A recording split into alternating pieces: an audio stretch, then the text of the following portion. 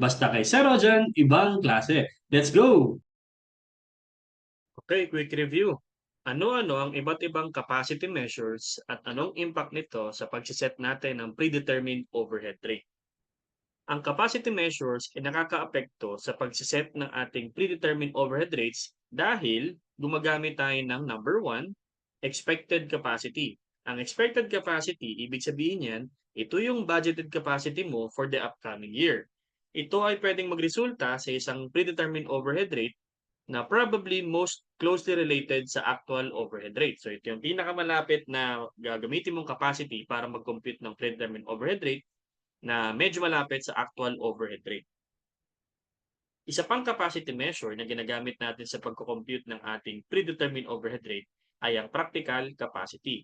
Ito naman, ibig sabihin niyan, capacity that allows for normal operating interruptions. Pag sinabing normal operating interruptions, dito natin kino-consider yung mga factors kagaya ng holidays, ng mga machineries na nagbe-breakdown. So, nagkakaroon tayo ng factor or consideration sa mga operating interruptions. So pag ginamit natin ang practical capacity sa pagko-compute ng predetermined overhead rate, pwede siyang humantong sa mas mababang rate kaysa sa actual overhead rate. Pangatlong capacity measure ay tinatawag nating normal capacity. Dito naman, ibig sabihin yan, ito yung capacity that reflects a long run average. So ito ibig sabihin, yung mga nakaraang taon mo, mga nakaraang taon, ginagamit mo siya sa pagko-compute ng average capacity mo. So pag kinompute mo yung average for the past years, ang lalabas ay normal capacity. Pwede itong magresulta sa isang overhead rate na pwedeng mas mataas or pwedeng mas mababa sa actual overhead rate. Depende yan kung yung capacity mo ay over or underutilized during the years under consideration.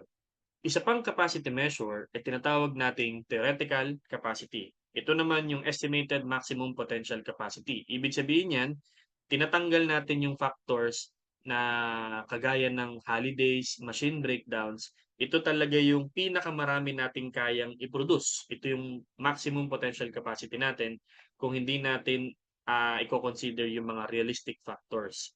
So pag ginamit natin ng theoretical capacity natin, pwede siyang magresulta sa isang predetermined overhead rate na exceptionally lower than an actual overhead rate. So napakaliit ng ating predetermined overhead rate kung gagamitin natin yung theoretical capacity as compared sa ating actual overhead rate. So again, ano-ano nga bang iba't ibang capacity measures at anong impact nito sa pagsiset natin ng predetermined overhead rates? So ngayon, alam mo na. So ingat kayo palagi. Bye-bye!